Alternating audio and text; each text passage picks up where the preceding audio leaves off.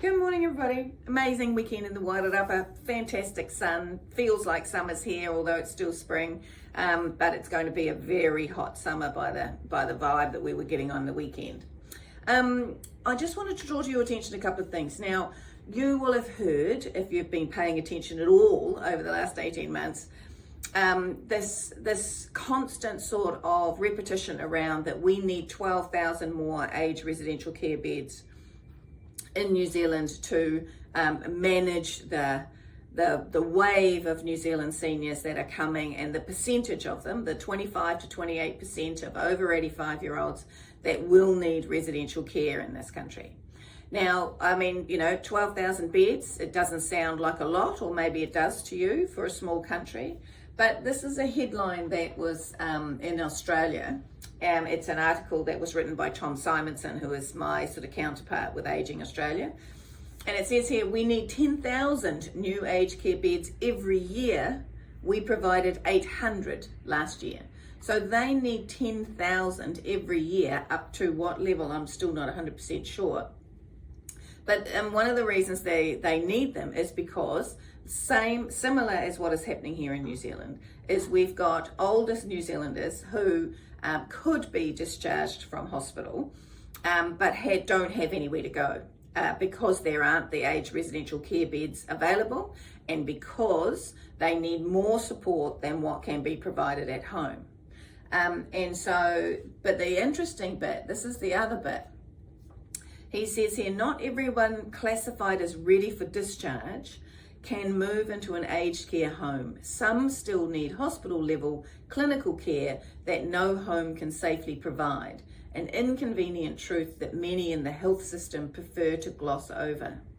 Now, I think the reason why I wanted to read out that little bit is we have what is called hospital level care in this country, but it's such a huge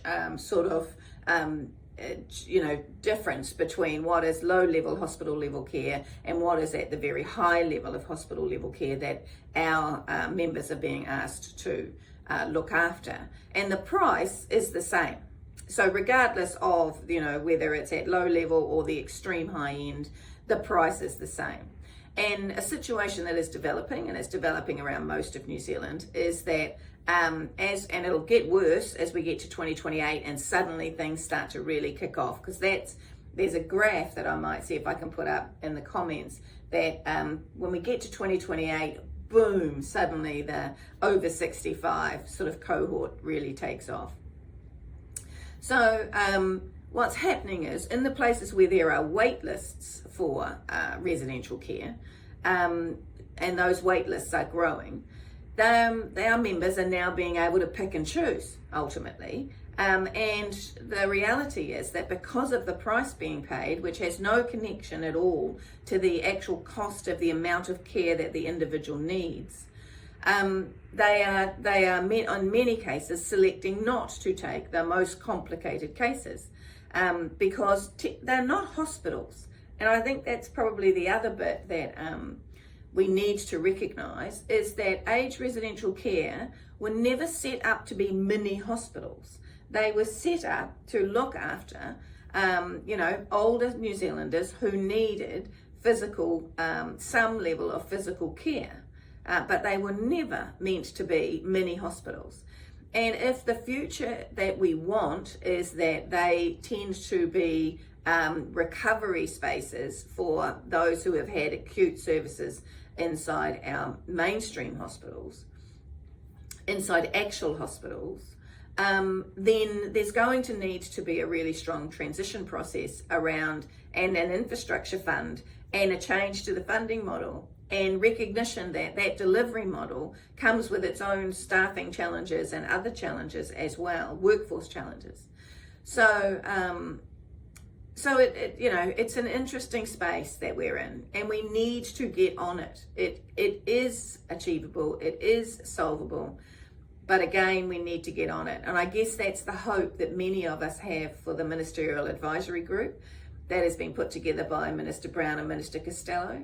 The hope is that even though they've only got a 4-month period of time, that the individuals that are on that group will be one, supported by a really strong secretariat that has got data to support what are the options that the group provides to the ministers. Two, that the individuals appointed to the group have levels of experience in in-home care, residential care and palliative care, and that they also can lift themselves up past any business or personal bias with regard to how the nuts and bolts need to be delivered. Because this is not about nuts and bolts, it's about that higher system arc. What is it that needs to change there? Because it's that part that needs to inform a funding model.